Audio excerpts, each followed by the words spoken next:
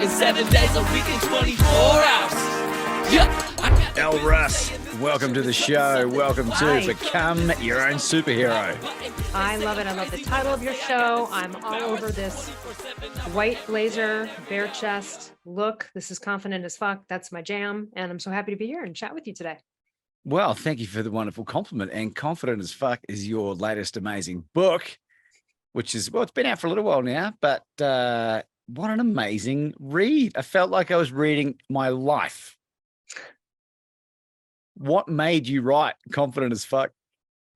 Well, I think a lot of people might resonate with this, which is you go through your life and you realize that people kind of keep coming to you for the same thing or the same sort of advice. And I noticed that everyone was always coming to me for like, oh, I'm getting bullied at work. What's a good comeback for this motherfucker? Or like, oh, I need to go ask my boss for a raise, but I'm nervous. Or, all of the things that had to do with like speaking up, stepping up, or declaring a boundary, someone having an issue with a toxic person or a people pleasing issue, and calling me to be like, what do I do? And so when I knew I wanted to write a self-help book for my second book, and I was just like, this is just so my life, because I don't know, people have declared me, when I was in college, my roommates nicknamed me No Shit. Not, that was literally my nickname. They'd be like, what's up, No Shit? And and they used to say, they're like, you don't put up with any shit. You don't dish out any shit. You don't give it. You know what I mean? And I get that. I'm a very no BS person. And that seems to have resonated with me throughout my life, and probably one of the biggest compliments I've given. And what does that really translate to? That translates to authenticity. Speak, telling it like it is. And, that is one of the pinnacles of confidence. That's why we trust confident people. We're trusting their confidence and their trust in themselves almost. And it's because they're authentic and usually out of integrity as well. Otherwise, you can misuse confidence and be a con man. So this is what I started to notice. And I was like, this is like a natural expertise, but that doesn't mean that my confidence hasn't taken major hits. It doesn't mean that I still don't have moments where I've got to go, you got to draw a boundary. I mean, there are a few moments. It's just, I think I get to those comebacks and those things way quicker than most people because I have more practice and maybe more of a long-standing ability in this arena. But it definitely is a superpower that everyone can have, because the truth is that confidence is literally the sum of the thoughts you think and the actions you take. Everyone has control over that, but people go through life with a victim mentality or, people pleasing and things like this, and they can be overcome. And so I think people feel like they're trapped in something and they're really trapping themselves. Wonderful, wonderful response. And for people that have just dialed in, I want you to stick around for a little bit longer, because if this isn't your subject, then there's another amazing subject that has amazing expertise with regards to autoimmune. So that because you've got such an extraordinary background, I'm sort of racking my brain, how the hell can I get the most amount of value for our audience today? And I think it'd be a good idea to touch on some of that. What's the first book that you wrote? The first book that I wrote is called The Paleo Thyroid Solution. It was a #1 best-selling book, still really is to this day. I also now have a free thyroid masterclass that's 2 hours, and I have a full thyroid course, which is literally the most comprehensive course on the planet. It's 29 hours and 17 modules. So and again, this is where like your test becomes your testimony or whatever. I struggled for years with dumb, uninformed doctors taking the wrong test, not knowing what to do. And I lost about 7 years of my 30s to this. And, I always say that like hypothyroidism fucked with the wrong chick. You know what I mean? Because I was like, nope. And so went out and wrote a book about it. And it's just changed thousands of people's lives around the world. Hypothyroidism affects 200 million people in the world. 25 million Americans alone have it. It's one of the most #1 prescriptions, and so is all of the prescriptions for autoimmune disorders. So Hashimoto's is the autoimmune disorder that affects the thyroid, but people can have general hypothyroidism like I do. I do not have the autoimmune form of it. So I take thyroid hormones every day to stay alive and have my brain function and my metabolism. And so the tragedy of this whole thing, though, is that it's so fucking easily fixed and solvable. The only difference is between being uninformed as a doctor who's steeped in 40-year-old outdated protocols regarding thyroid health, or the doctor's actually in the know. You know what I mean? So I do have a doctor on my book, Dr. Forsman, and also in the course. And so, this is just something that I just wanted to provide, I've coached people all around the world in this topic, and I wanted to provide another means for everybody to get help and solve this problem, because actually it's quite easily solvable. And that's what's frustrating. People have had hysterectomies, or I'll give a great example. There was a young kid who was 25 years old that came to me. He had very low testosterone. That shouldn't happen with a 25-year-old boy. So the doctor was like, "Oh, lack of testosterone, we'll just give you testosterone." No, he's got a lack of testosterone because the thyroid is in charge of the production and regulation of all of your sex hormones. And that's what the doctors are dum-dum. So if someone prescribes you Prozac, get your thyroid checked. It affects your brain and depression. Someone, "Oh, you got hormones all fucked up. Oh, you have polycystic ovarian syndrome. Oh, we'll give you metformin. We'll give you, check the thyroid, because this is what is the master gland." And so what happens is doctors, because they don't know how to test and properly treat the thyroid and evaluate it, because they're just uninformed, they end up doing this like patchwork operation on all these symptoms you get as a result of the master gland being off in some way. So that's just been that book was released in 2016, and I just released the course in the free 2-hour thyroid masterclass. And it's just part of my life's work. I'm sure I'll be talking about thyroid forever. Also, too, I mean, it's right here in the throat. It's the throat chakra. It's like, speaking up. And I'm sure you know about Louise Hay. She's dead now, but she is the founder of Hay House. And she used to, back in the day, she wrote a book called You Can Heal Your Life. And what she noticed is she was counseling people. And if they had a medical issue, she could really correspond it with some sort of emotional or spiritual element.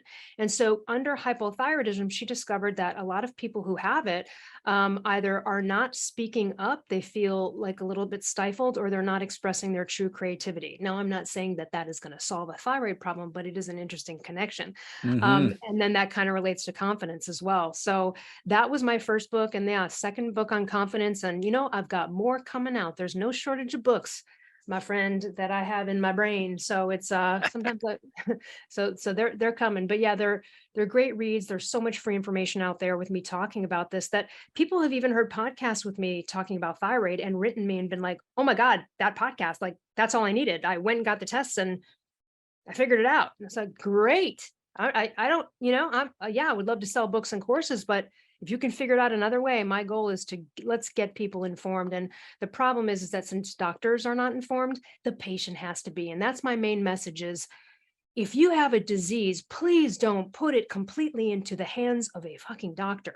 Okay. You better learn about it. Half the people that come to me that are on thyroid hormone are like, "I don't know how it works." So you took a pill for something and you didn't even, because they just trust, "Oh, well, the doctor told me to do it." And I think that that's probably the true with most issues that come up about health. We rely and we think, you went to medical school for fucking 10 years. Like, you should know this. You're an endocrinologist.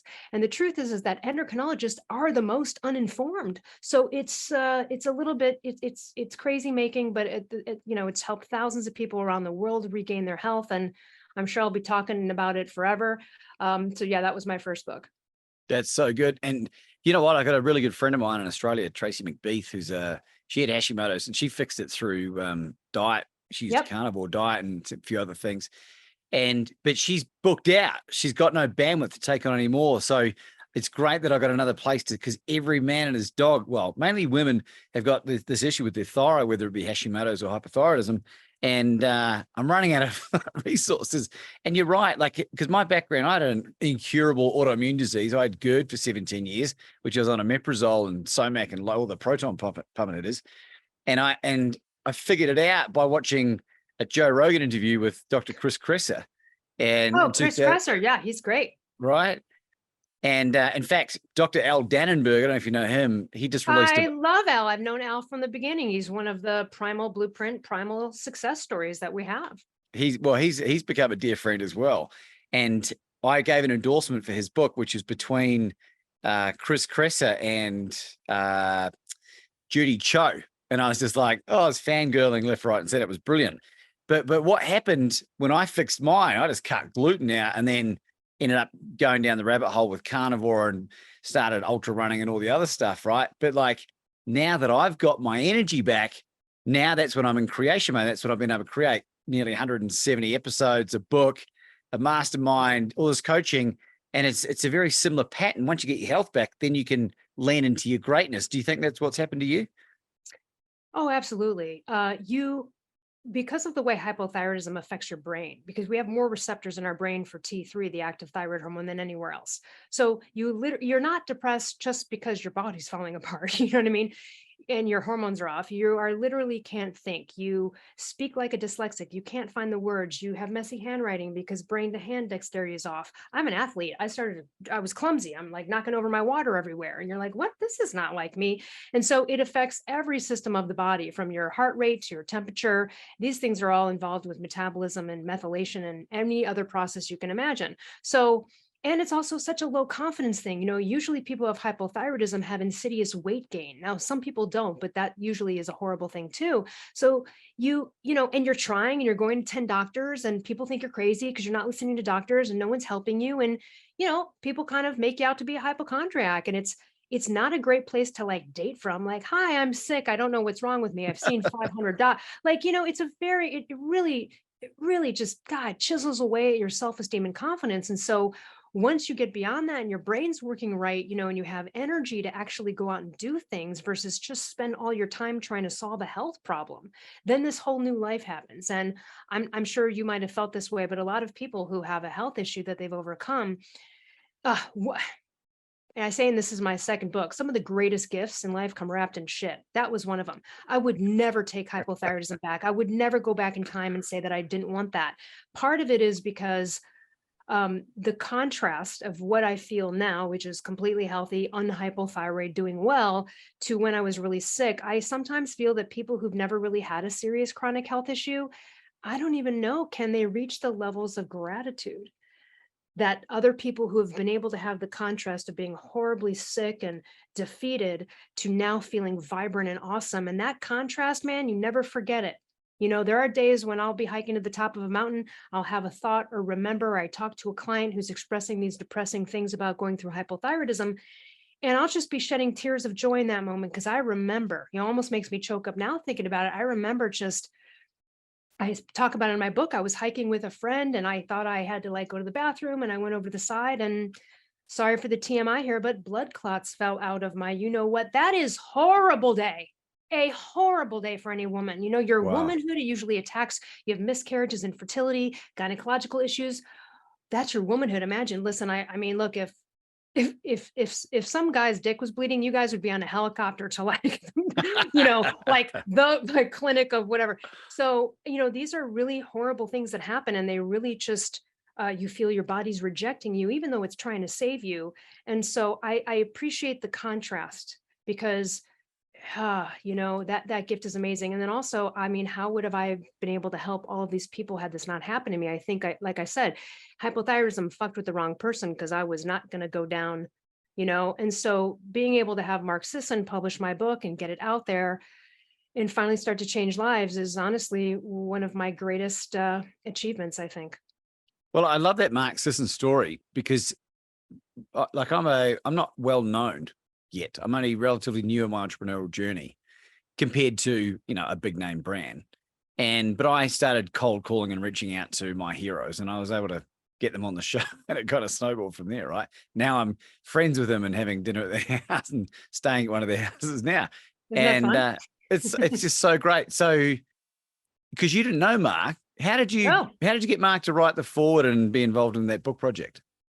so yeah, he published my first book, but wrote it forward to my second book. So But how many, did you get him to publish it? Because you didn't know Mark. well, actually 10 years ago, I wanted a job I needed some extra money, a little bit more than 10 years ago. And I was like, I need a little extra money. I don't know what to do. I need a job that's right for me. I have a hand-arm disability, so I can't like type 40 hours a week. And so I was just like, what do I do? I pulled some law of attraction, Harry Potter, Lord of the Rings, magic. And I got 3 opportunities with 3 writers in Malibu. And Mark was one of them. I did not know who he was. I just knew that they were looking for a personal assistant for some health company called Primal Nutrition. So I get the job with him because I'm like the most overqualified applicant for this job at this point, because I had already been a very successful tech entrepreneur back in the day before my arms got disabled. So they just hired me without even interviewing anyone else. And then I became his personal assistant, his first personal assistant. He was building the company. He had the book Primal Blueprint. He had supplements, but he wanted to expand and he needed help. It was, So I ended up becoming his personal assistant. And then like about a year in or so, he started a publishing company. And I went to him and I said, hey man, like, because I learned about Paleo Primal through you, I see the connections. No one's ever made this connection in the world of thyroid books. I've read all the thyroid books. There's only 2 others that I would ever recommend other than mine. I'll mention them now real quick because they're important. Stop the Thyroid Madness by Janie Bowthorpe and Recovering with T3 by Paul Robinson. So I pitched it to him and he goes, you know what? I've been wanting to publish a thyroid book. And I'm like, well, here we go. So I pitched it to him and he published it, and then he got so busy, he started Primal Kitchen. He started with the mayonnaise, and now it's, of course, a huge company that Kraft Heinz Love bought. that stuff. Yeah, Primal Edge mayonnaise made with avocado oil. Get some down you. Yeah, Primal Kitchen mayonnaise is just the jam. So he started with mayonnaise, and then he got so busy, and he had started a podcast. He said, you want to host the podcast? I'm too busy now. And I was like, why do you want me to host your podcast? Like, what an honor. So then I ended up hosting his podcast for about 7 years. Then right when I wrote the book and was hosting the podcast, I said, hey, kind of done being a personal assistant. This is kind of getting old, whatever. I mean, just because it's a little bit, but it's just too, it's not, he was like, totally get it. Go do your thing. And so then the company grew and he's been my mentor for 10 years. He's I feel like a surrogate dad in a way, someone I totally admire. And I challenge anyone. Lewis Howes did an interview with Mark Sisson called like How to Build a $300 Million Health Empire. And what I love about this interview with Mark is that it's not him really talking about his paleo primal and what ancestral health means. It's literally just talking about, here are all of the failures I made along the way. Here's all the risks that didn't work out. Here, he had a yogurt shop at one point. He tried this at one point. He tried that at one point. He kept going. And then boom, Kraft Heinz buys his company for over $200 million a few years ago. So once Kraft Heinz bought the company, I said, hey, you guys aren't a publisher. I'll take my book back now.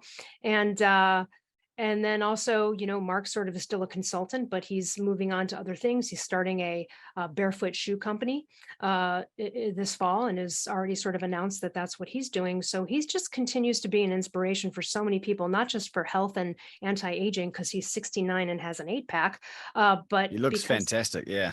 Yeah, but because he also is just an incredible entrepreneur. He very ancestral thing about confidence is that he sees failure as feedback. And that is one of the tenets. And getting back to confidence for a second, it is absolutely gives us an ancestral edge. And I want to talk about this because so having confidence not only provides an evolutionary edge, it helps us navigate tasks and, social situations without pause and fear.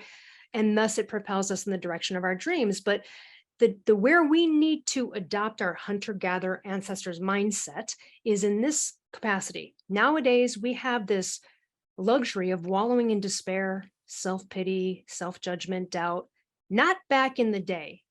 Life was harsh. It was unforgiving. It was unrelenting. Can you imagine on a hunt if they didn't catch the beast and then one guy goes, I don't know, Joe, do you think I should hunt again? Like, do you think I'm good at right? Or like if the water was if the water well is tainted and Joe's dead, you think that they're like, or Joe's like, I'm going to stay here. I can't move on. No, they had to fucking move on. It was survival. Now, where we don't want to go back to those times is I probably would have been dragged into a cave and raped by a caveman. So yeah, okay. They didn't have human rights. That's not funny, by the way. It's just funny the way you tell. No. It is, anything can, I love George Carlin. Anything can be funny. It's the context in which it's said. So yeah. I think that, can you really imagine our hunter-gatherers ancestors would not be moping around with their heads hung low, judging themselves as failures. They may have disappointments, okay, but to a hunter-gatherer, a victim mindset would have been a recipe for death. You have to move forward. Let's say Joe dies. Where they sit around and cry for 10 days? No, animals are coming. We got to move on, man. So there's one of Mark's sort of mentors, his name's Art Devaney. He wrote a book called The New Evolution Diet. And he always says to the hunter-gatherer, there is no failure, only feedback. And that is where I think we really need to get to that more of that ancestral confidence mindset, because survival required that they regrouped and forged ahead to the next challenge when they faced unfavorable circumstances. You know what I mean? They did things with like a purpose and a goal. But again, if they were disappointed, they moved on. They tried later. They devised another plan. And so confidence is quite ancestral, and it is a birthright. You've seen little kids, no, give me that. That's mine. Fuck, they're like confident. And then something happens. Something happens along life, social construction. Maybe the teacher tells you you're nothing. Your parents start beating you as a kid. Okay, yeah, that's real trauma that can affect your self-esteem and confidence. But so it actually, the two sort of go together, oddly enough, right? This ancestral mindset, aside from ancestral diet and lifestyle with thyroid, but also with confidence. And so I really wish, that's my goal, is to get people back to that, because without confidence, you're never going to achieve your dreams and goals ever. You're never going to feel comfortable in self-promoting, which you and I both know is really important. If you have this false sense of humility, there's That a shits quote. me, that one. Yeah, the false sense of humility. Yeah. Yeah, it's really interesting the way that we F ourselves in this process, but the control and the power really is within us. And so it's, people be like, well, you've always been confident, or I've never been confident. And I not look, people with a victim mentality feel like bad things keep happening to them and the world is against them, right? And it might seem easier to like blame coworkers or your family. They won't let me do that, or that, and it's not. It's all within your control, because there's a million freaking examples of everyone who had worse circumstances than you that prevailed. Why them, not you? It's literally the difference in perspective and mindset. Yeah, amen, sister. And I get asked a lot. People say to me, Laban, how have you been able to achieve everything you've achieved in such a short period of time? How have you been able to overcome all the adversity? And to give you some context, like my wife and I have had collectively 16 consecutive miscarriages, including 2 ectopics, right? Hmm. It's not related to thyroid. It was related to some childhood sexual abuse and a botched forced abortion, which we're actually almost at the bottom of. And we're going to Florida, and time of recording tomorrow, to go to a private healing ceremony with the lady Roxanne Beck, who trained under Joe Dispenza and Bruce Lipton. She knows them really well. So, which is another topic. But I've reclaimed all of my power. I've reclaimed all of the alcohol and the drug use and the cheating on the ex, all the terrible stuff that I used to do. And that, it's in the book, right? And that's allowed me to move forward with my life. But people say to me, how have you been so successful in doing that? And I really, truly, it's underpinned by my diet. So it's not a weird link. It's not a weird link. I'm eating a species appropriate diet, which suits me really well. It's given me unlimited mental health. And I went from running 3 miles, to 60 in 16 weeks in 2018. And I completed my first 60 miler in nearly 4 years ago today. And thank you very much. I did my IT band halfway through, and I limped in cold and sleet in like freezing temperatures with no electrolyte. I didn't know anything about element sachets. And I limped for 50 fucking kilometers, and it took me 19 hours to finish this run. And it broke through a glass ceiling in my mind of what I thought was possible. And I attribute that to my diet and the healing and the work that I've done. What do you think about that? Yeah, well, I say in the confident book, like, hey, do you need to have your health together in order to be confident? And I would say not necessarily. That However, it will only be the most helpful thing you can do. Let me give a perfect example. Holly Perkins is a celebrity fitness trainer, has been for years. And since she was about 10 or 11, she was on antidepressants. She was always depressed. And when you're that young and they keep putting her on antidepressants, and they were like, this is just you, right? This story, like something's wrong with your brain and you're depressed. And she literally tried for years, everything to be like, what is wrong with me? And she was fit and doing her thing, but still just was depressed. It wasn't until she was like 40 that she did some specific tests, like some IgG test, and she found out she has a sensitivity to gluten and dairy. She removed them, and within a year, she got off all antidepressants for the first time in her life. So here's the key there. There's a fucking story about, this is something's wrong with your brain. This is who I am. You have this story your whole life. And then it changes. You realize that story wasn't there. And that story was changed through eliminating 2 freaking food groups. There is on my thyroid course, when you go to check it out on my website, there is an audio clip of Palmer Kippola. She wrote a book called Beat Autoimmune. She cured herself of MS. And in that clip, she says she eliminated gluten. Within 1 week, her tummy issues were gone. And in 1 month, her MS symptoms were gone. And she has not had one since, full stop. Now, it took her 20 years to figure that out, and finally get there. But that is why all autoimmune coaches who know what they're doing pretty much are adopting a paleo ancestral lifestyle at some point. You mentioned carnivore. I've gotten a lot of clients from Paul Saladino because I did a 2-part thyroid interview with him. And this is what is amazing. Now, it's not always the case, but like I recently spoke with a 25-year-old woman who has she has both Hashimoto's antibodies, and they were very high. Her boyfriend, so sweet, went to go search podcasts. He found Paul Saladino. They went right to carnivore. Now, did they need to go right to the very extreme limited carnivore? Maybe not. Either way, they did.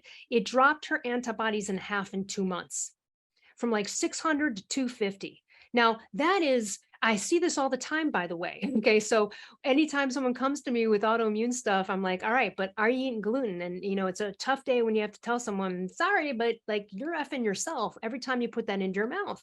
So we know for sure that gluten does ignite the antibodies. And so this is just something that we know, and it's endocrine mimicry. I can explain it later. It's in my book. So yes, do I think that your brain and body and all of the hormones and everything are going to work most optimally when you're on the type of lifestyle we are? Yes. Is it going to give you the best chance? I mean, listen, everyone knows if you eat a bowl of pasta at 12 noon, you are going to be fucking sleepy by 2 p.m.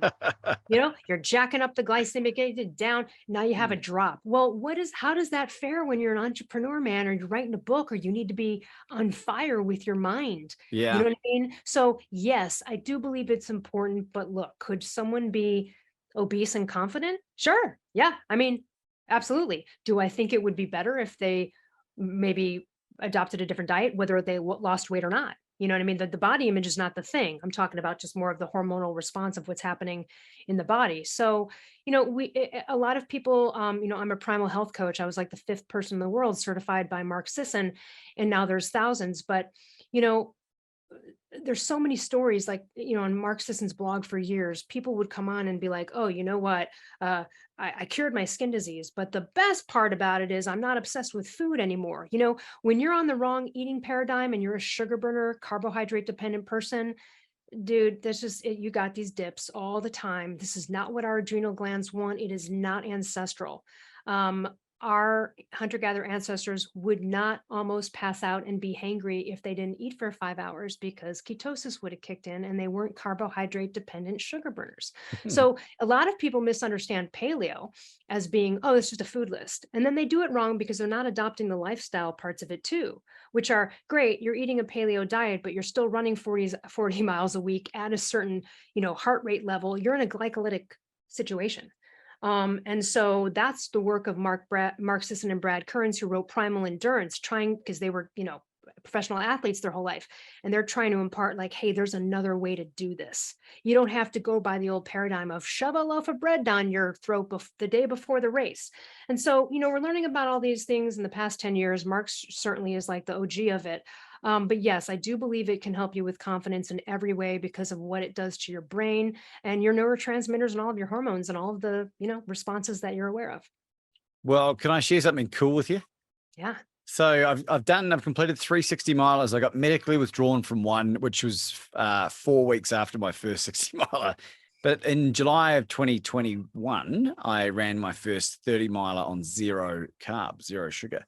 And you have coconut oil, or did you do anything else with it? No. Here's what I had. I had a ribeye for breakfast about an hour and a half before the race, like a good size one.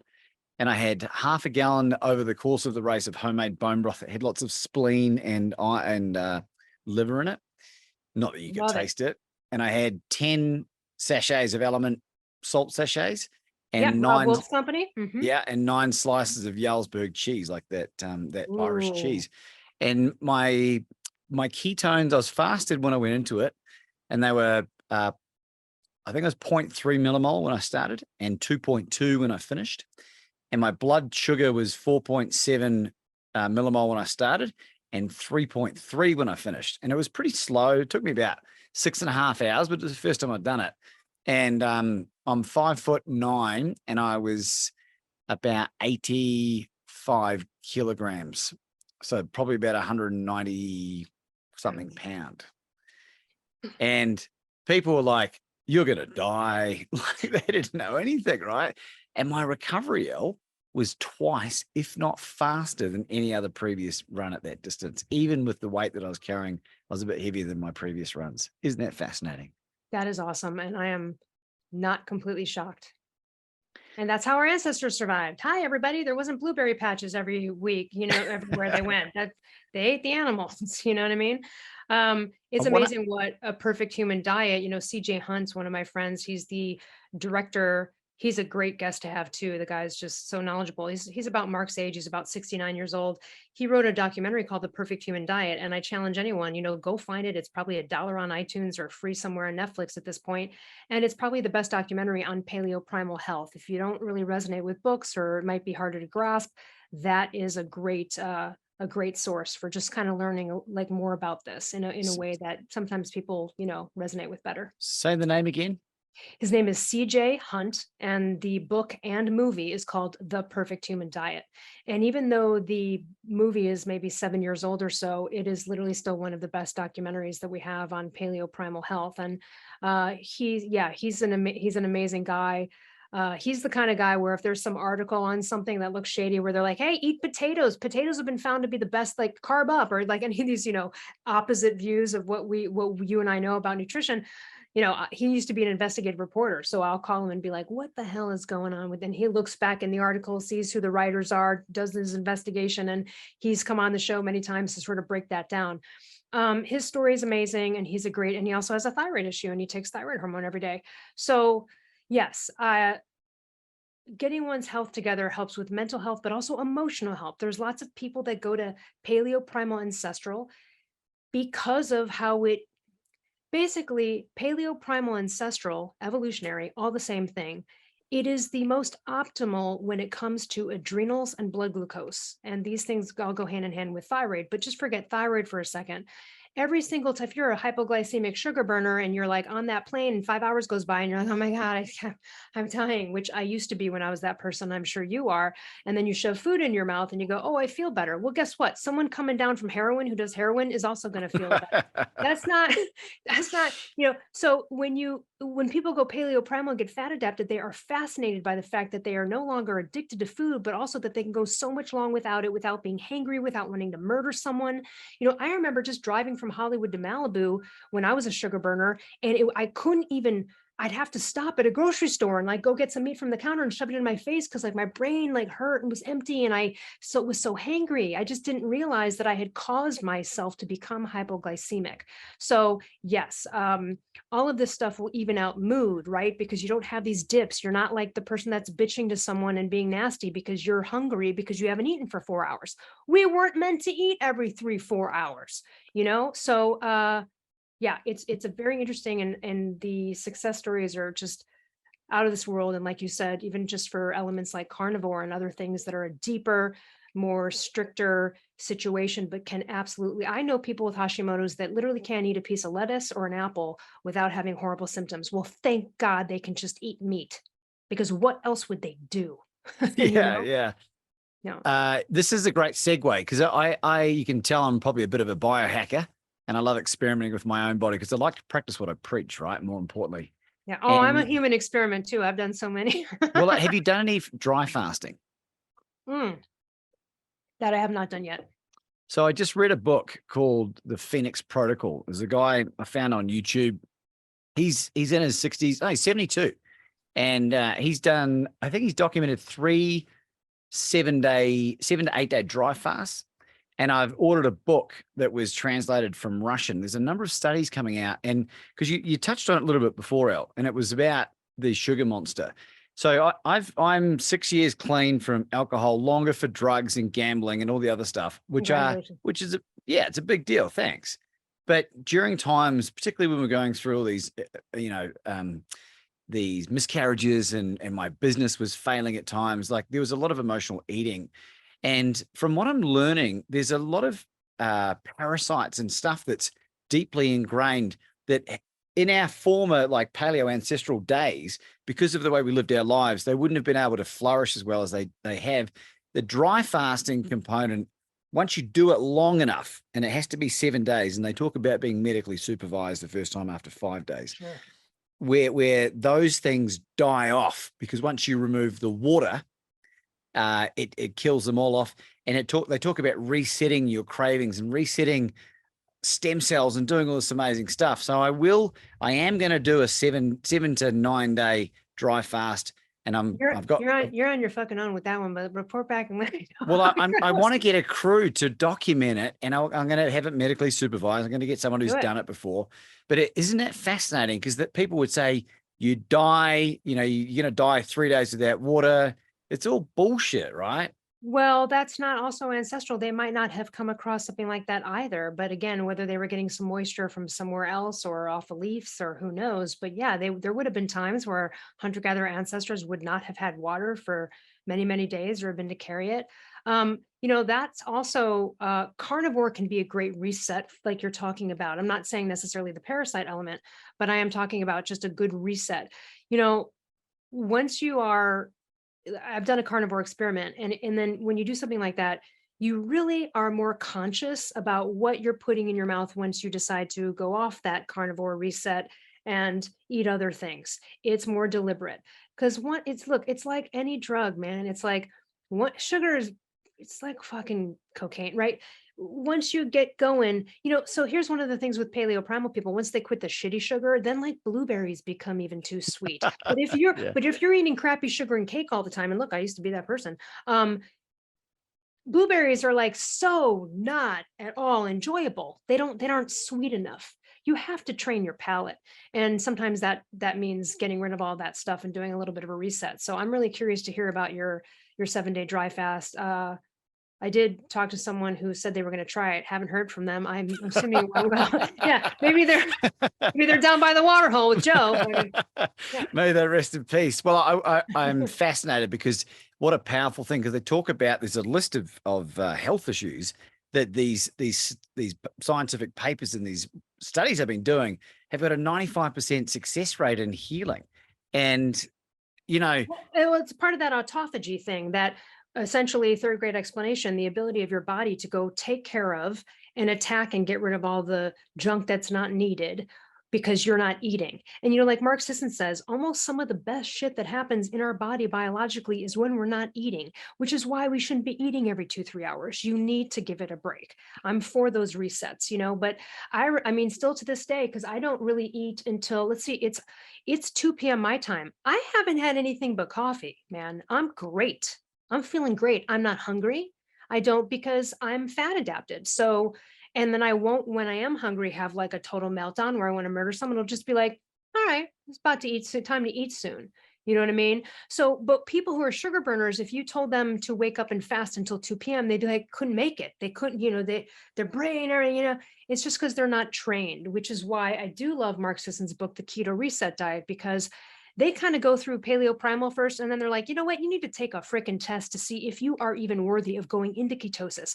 The biggest problem with keto as a buzzword out there is people just, like someone's like, my husband's fat and he's drinking so much tequila, like, go keto. And then they go keto like right away from being a sugar burner. Not a good call. You're not going to even be able to efficiently, process those ketones. So you have to work up to this, and it takes about 30 days or so to really get fat adapted, turn off some switches and get satiated. And then that day comes. I remember for me, for the first time when I got fat adapted, I hadn't eaten. It was like 5 o'clock in the evening. And I actually was at a Jimmy Kimmel show taping that I got invited to. And I was in Hollywood and I looked at the time and it was 5 o'clock. And I thought, oh my God, I can't believe I didn't even think about food today. Like I didn't even fucking notice. Now that would have never happened because I was food obsessed. I thought I had a problem. I thought, is everyone else struggling in their brain and this is what it takes to be fit? Because I can't stop thinking about it. Like I might need to go to Overeaters Anonymous. This is bad. And it also felt like such a curse. It feels like a curse. And if you're out there, you know that. It feels like you're opening the fridge every 2 hours. You're playing games with yourself about like, well, if I eat that here, then what will I get away with later? And now I don't even really think about food. I do when it comes up. But again, being fat adapted is just, again, healthier. You are inspiring autophagy to happen.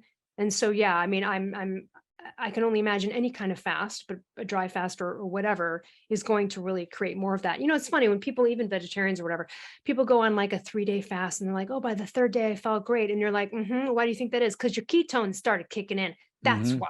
Not because you didn't eat for 3 days. I mean, it's part of it, but it's really because not eating for 3 days kicked that in, and that's why your brain lit up, and now you feel like, "Oh, I had this spiritual awakening." No, you're in ketosis.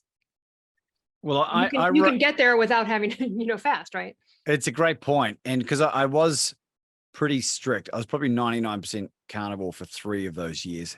When I wrote Mhm. my book, was in lockdown in Melbourne, and I was doing the lion diet. So it was just beef, water, and I was having black coffee.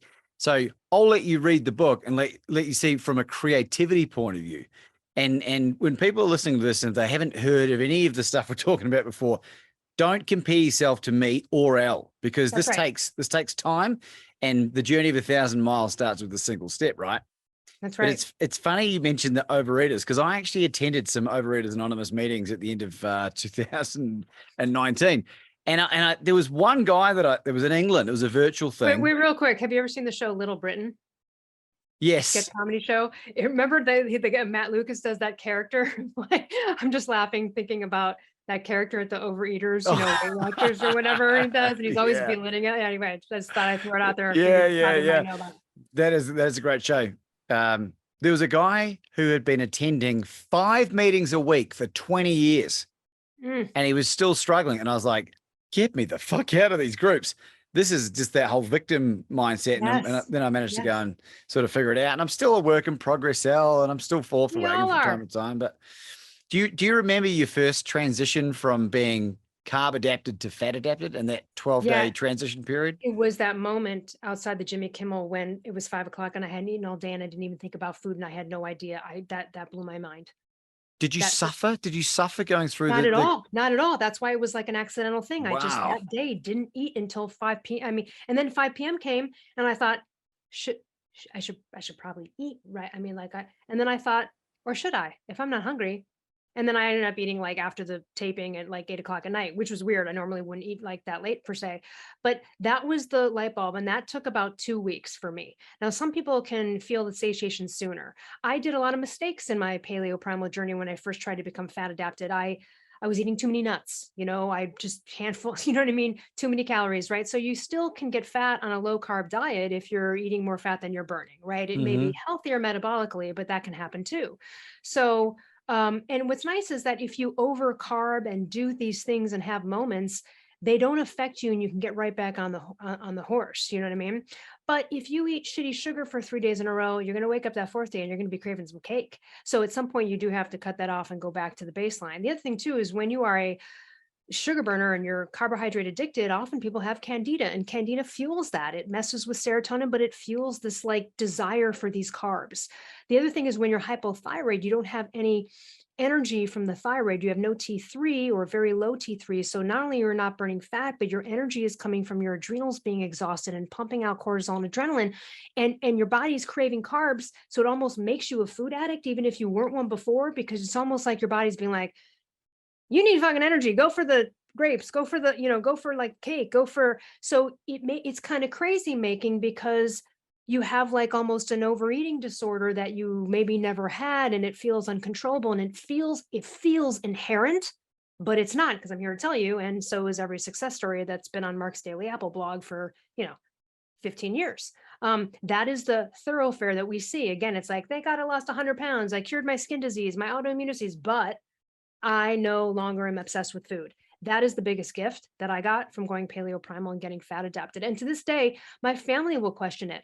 They'll be like, "You're not going to eat? Like, are you like, is that healthy?" And I'm like, "Well, how are you doing? You ate a big bowl of oatmeal this morning with fruit at like 7 and you're now eating at 11. I don't, and you're struggling. I don't know what to tell you. Like, I'm doing great. You know what I mean? My brother's paleo primal. His life is amazing. He's 52, he's fit, he's killing it. And that's really even my friends who've gone primal, they'll call me and be like, I just took a 6-hour flight to New York. I woke up at 7 a.m. I haven't had anything. I used to normally bring snacks with me. I'd have to bring nuts with me in the car everywhere. It's such freedom, you know? I think that's the one of my favorite points of what you brought up today, Alan, and being free of the tyranny of those little things. Like, you won't realize until you've had time away from it and then try to Right. reintroduce it, like just how powerful it is. People are screaming out saying, well, how can we hear more of Elle? How can we find you? Where is that? You know what? First and last name.com, ellruss.com, and you'll see the tabs. You can click on free masterclasses or courses.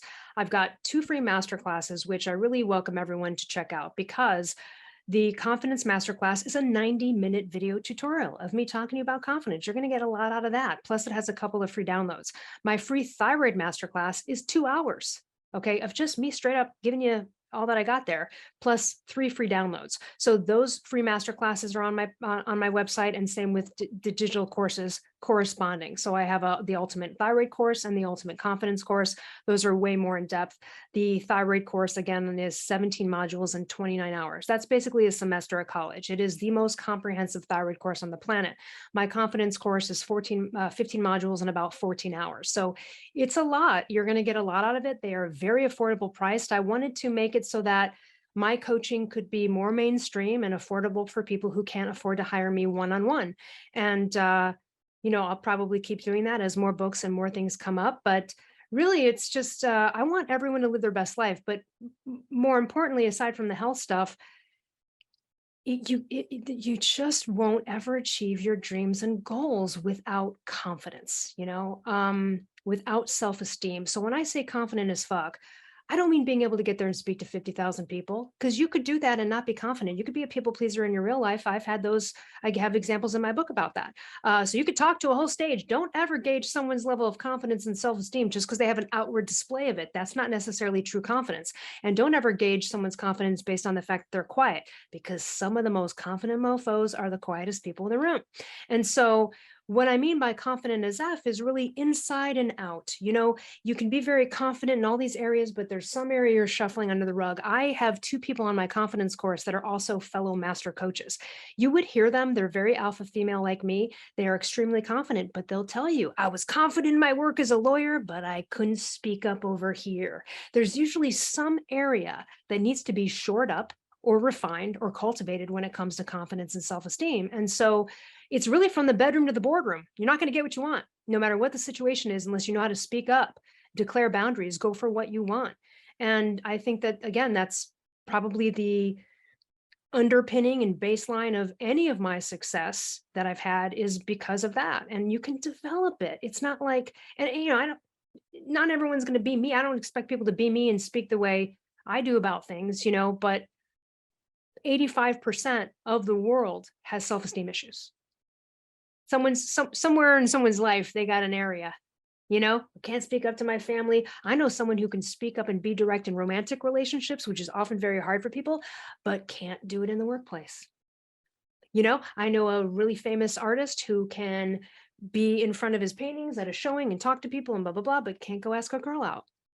So, usually we got some area we need to shore up. And the sooner you do that, the more confident as fuck you become, and the less problems, less drama you have in your life. I mean, my friendships everything's pretty easy and smooth. There's not really a lot of conflicts and drama, mostly because I also hang out with people that are very direct. And that's one of the things I love about working for Mark Sisson, is Mark is very similar to me. We speak that same language. He's from the East Coast. I'm from downtown Chicago. We're very but that also can be a pitfall, because I could be the kind of person that would call you up and be like, yo, hey, do you have that thing? And someone might be like, where some people you need to preface it with, hey, how you doing? How's your weekend? So I've noticed that I have to gloss up and sprinkle on some niceties and prefacing, because not everyone gets that level. But Mark Sisson would call me right now and I would answer the phone and be like, yo, what's up? What you got? I don't need to sit there and ask about his weekend or whatever. He'd get right to it. And then I'll be like, okay, bye, click. No offense. It's just very direct. Not everyone is like that. So that's one of the pitfalls of confidence, right? And in order to refine it, by realizing you've got to know your audience and adjust it accordingly, right? So even overly confident people, or highly confident people, I would say, like myself, have to mitigate some of these things. Not everyone is a direct as fuck communicator like I am. I prefer it. I love it so much. But again, an email coming from me might be interpreted in a certain way where I have no emotion behind it. I'm just being direct. And I realize, that doesn't work a lot. Hi, how are you? Hey, hope you're well. Okay. Hey, whatever it takes. I realize not everyone's going to be on my level of direct communication, but that was one of the joys of working with Mark is how, and people would come to me and they'd be a little bit maybe afraid of him in certain ways, like, oh, I'm intimidated because of the directness. And like, I understand that because I feel sometimes people could view me that way. But what it really is the utmost in integrity and honesty. It's just you're going to get the clear, like the biggest compliment I get is when someone asks me something like an opinion and I give it to them. Let's say, like, even one time I complimented Mark on one of his books. I was like, oh, I think this is the best book you ever wrote or whatever. And he wrote back and he said something like, that means a lot coming from you because I know you don't blow smoke. Thank you very much. I'll take that compliment all day long. What does that mean? I trust your opinion more because I know you don't bullshit people and you're not going to just tell me you like it because you liked it. You're not going to just say it. Now, does that mean that when I go to your grandmother's house for Thanksgiving, I'm going to be honest about her ugly sweater when she asks me what I think about it? Fuck no. I'm going to edit myself and tell her it's great. Okay. Got to choose your battles wisely. We don't always speak up in every moment.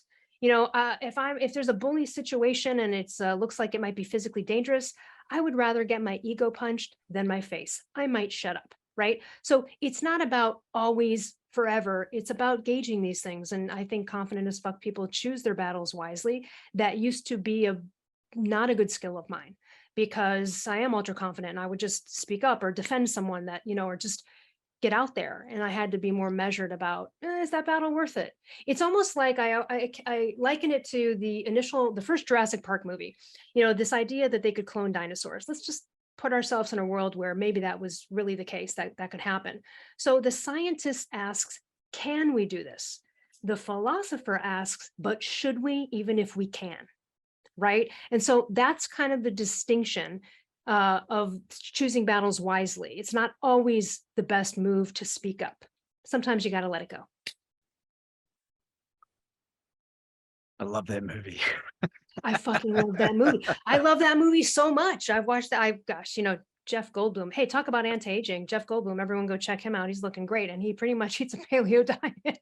Really?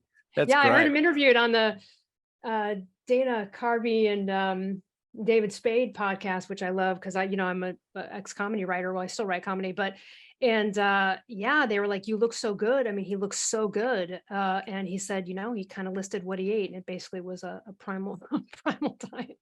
I'll put that in my list of no shit, right? Elle, I could have just wrapped it up there and then because that was a brilliant concluding thought, but I want to give you the option. Do you have any concluding thoughts for our audience today?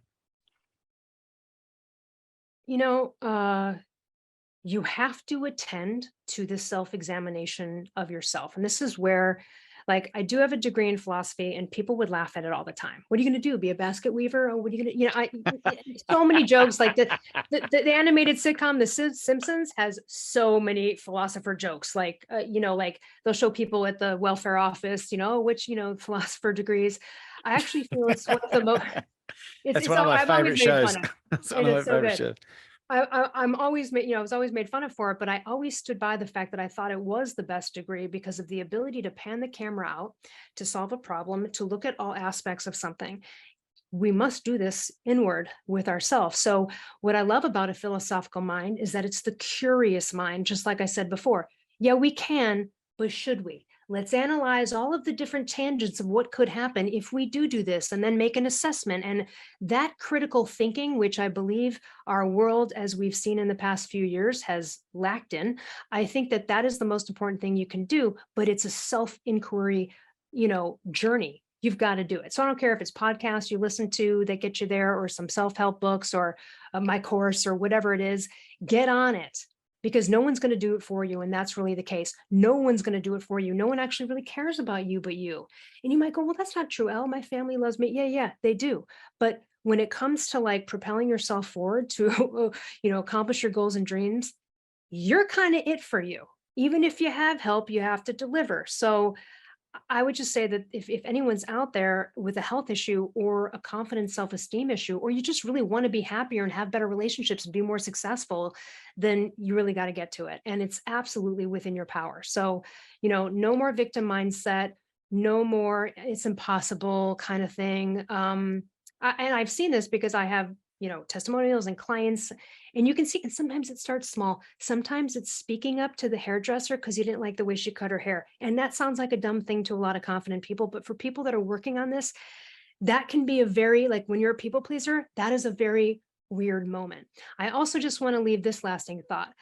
Speaking up, declaring a boundary, any of these things that people think are uncomfortable, they don't have to be contentious. The people pleaser and people that have low self-esteem think that in speaking up, it'll be a conflict, or people won't like them, or it'll be mean, or it'll be taken the wrong way. Okay, you can simmer in that if you want, but at the end of the day, everything can be done in a tone that is very much just declarative and factual. If I tell you, if I'm unhappy with your service or something, and I'm like, hey, like, I kind of think that, okay, that's already kind of, someone's going to be on the defense. Do you know what I mean? I also, sorry, too many lasting thoughts. Oftentimes we go on the defense. Confident people don't over explain and justify. Okay. So this is where someone asks you to do something, and then the response is, I'd love to, but Sally has a swim meet on Saturday. And then after that, blah, blah, blah. No one fucking cares. No one cares. Stop backtracking. Stop over explaining and justifying your place in this world. No is a complete sentence. No thanks, I appreciate it.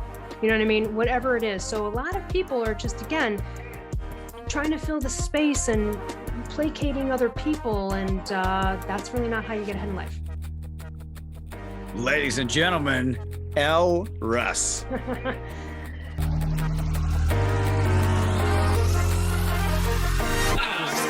got superpowers. Working 7 days a week and 24 hours. Yep, I got the business saying this boy sure is up to something. Why don't you come and listen? Just don't hit the power button. They say I'm crazy when I say I got the superpowers.